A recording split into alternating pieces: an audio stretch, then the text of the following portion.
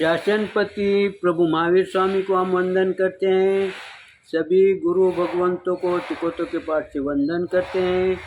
श्रद्धावान भाई और बहनों, आपके अंदर विराजित आत्मा को माजलगांव से सुभाष कोठारी का सादर प्रणाम, सादर जय जिनेन्द्र। उत्तराध्यायन सूत्र के 8वें वर्ग पर ये मेरा 12वां वीडियो है।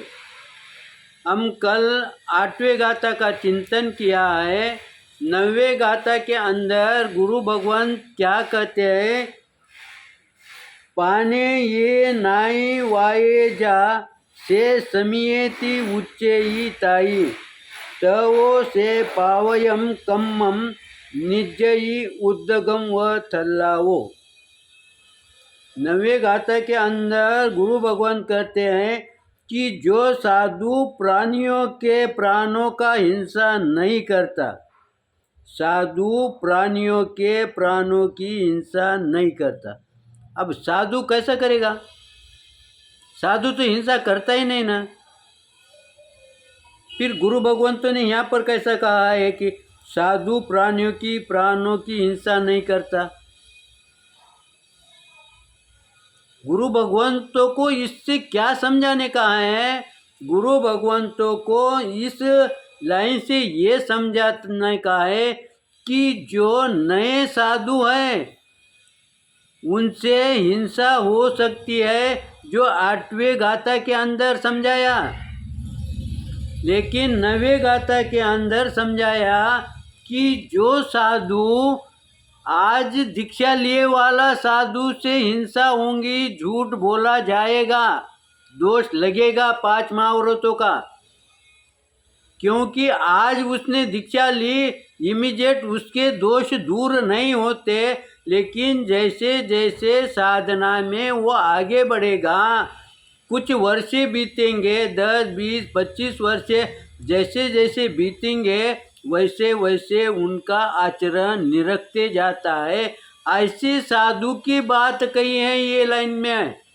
तो ऐसे साधु वो जो हिंसा नहीं करता, वो महाव्रती और सम्मतिवान कहलाता है। वो साधु पहले दिन जब दीक्षा लेता है वो भी 5 सम्मति का पालन के पचकान लेता है, 5 महाव्रतों के पचकान लेता है। लेकिन जिनका साधुपना में, साधु आचरण में 10, 20, 25 वर्ष बीत गए हैं, ऐसे साधु के आचरण में बहुत फर्क पड़ता है। वो अपना आचरण में तंतोतंत पालन करते हैं। वो हिंसा के तरफ, झूठ तो बोलने के तरफ अधिक ध्यान देते हैं। वो हमेशा सजग रहते हैं। ऐसे हमेशा सजग रहने वाले साधु की बात कही है। फिर श्रावक की बात नहीं आई क्या इसमें?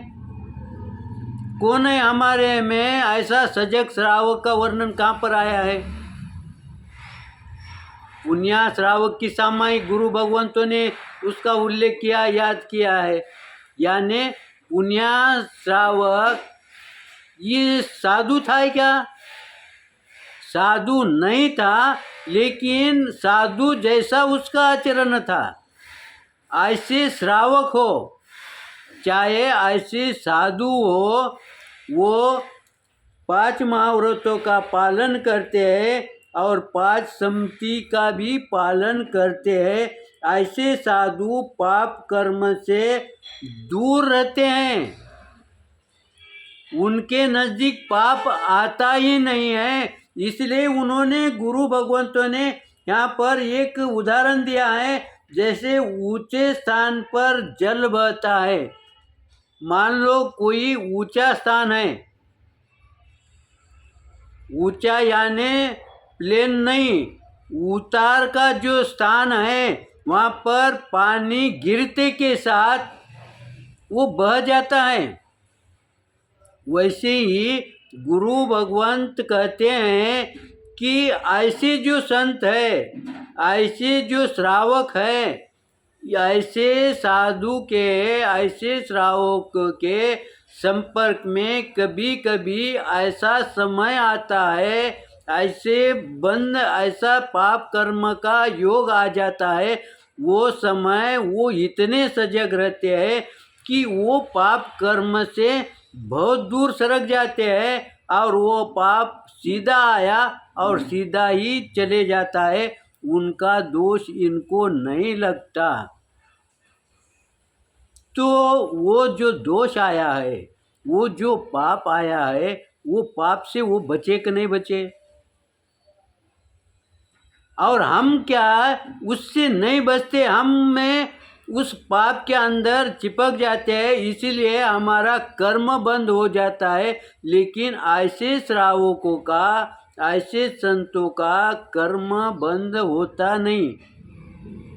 फिर जब उनका कर्म बंद नहीं होता तो उनका थोड़ा ही श्रम किया, थोड़ी देर के लिए भी सामाई की, तो उसका परिणाम उन्हें मिलता है।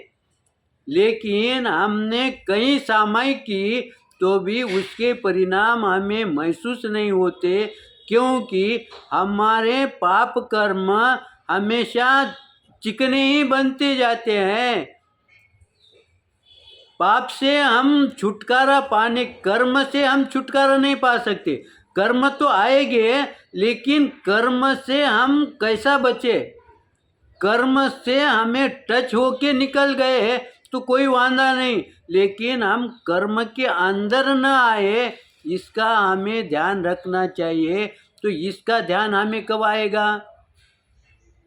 जब हम इसका चिंतन करेंगे तब। इसलिए गुरु भगवंतों ने इस 8वें अध्ययन के अंदर हमें व्यवहार के अंदर किस तरह से रहने का है, कितना सुंदर ढंग से समझाया है।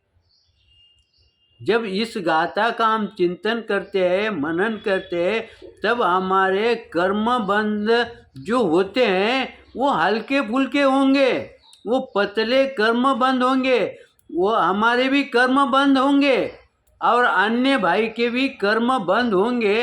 लेकिन दोनों के कर्म बंद में फर्क आया कि नहीं?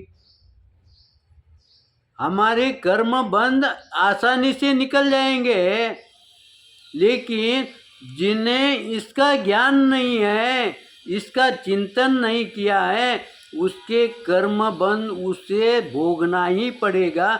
इसीलिए गुरु भगवंतों ने कहा है कि इस तरह से अगर तुम व्यवहार करने के लिए, कर्म करने के लिए मनाही नहीं है, कर सकते हैं। लेकिन जब हम कोई भी कार्य करते हैं उस समय वो कार्य कैसा करना है, किस ढंग से करना है, इसका हमने अगर चिंतन किया, चिंतन करने के लिए बहुत समय नहीं, सिर्फ 1 मिनट, 2 मिनट, 1 सेकंड, 10 सेकंड तक भी हमने चिंतन किया कि ये कर्म बंद हो रहा है ना, तो मैं इससे कैसे बचना। अब रोज के रूटीन में काम बंद होता है, जब हम कहीं किसी के घर पर भोजन को जाते हैं और सहज ही सामने का व्यक्ति हमें, सामने की बहना हमें पूछती है कि रसोई कैसी बनी, इमीडिएट हम क्या उन्हें जवाब दे देते हैं, इसमें ये कम है, ये अच्छा है, ये वो ऐसा है। उन्हें पूछने के लिए भी 1 मिनट नहीं लगा और प्रति उत्तर देने के लिए भी आपको 1 मिनट नहीं लगा, लेकिन यहाँ पर दोनों के कर्म बंद हो गए। आपने भी उस रसोई के अंदर, उस भोजन के अंदर जो कम ज़्यादा दिखाया है, इसका मतलब तुम्हारा कर्म बंद हो गया है। इसीलिए गुरु भगवान भोजन करते समय मौन व्रत रखो, इस तरह की सूचना देते हैं। वो स्वयं धारण करते हैं। क्यों धारण करते हैं? कि वो उस पर प्रतिक्रिया देना नहीं चाहते हैं।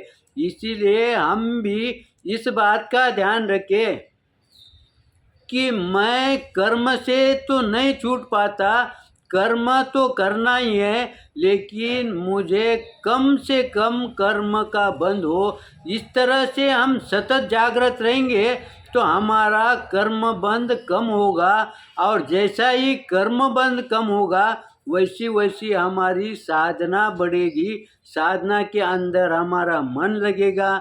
समय को देखते हुए मेरे विश्लेषण के अंदर कुछ विपरीत आया होगा तो आप क्षमा करेंगे, सही आया होगा तो लाइक करेंगे, शेयर करेंगे। इसी आशा के साथ ओम शांति।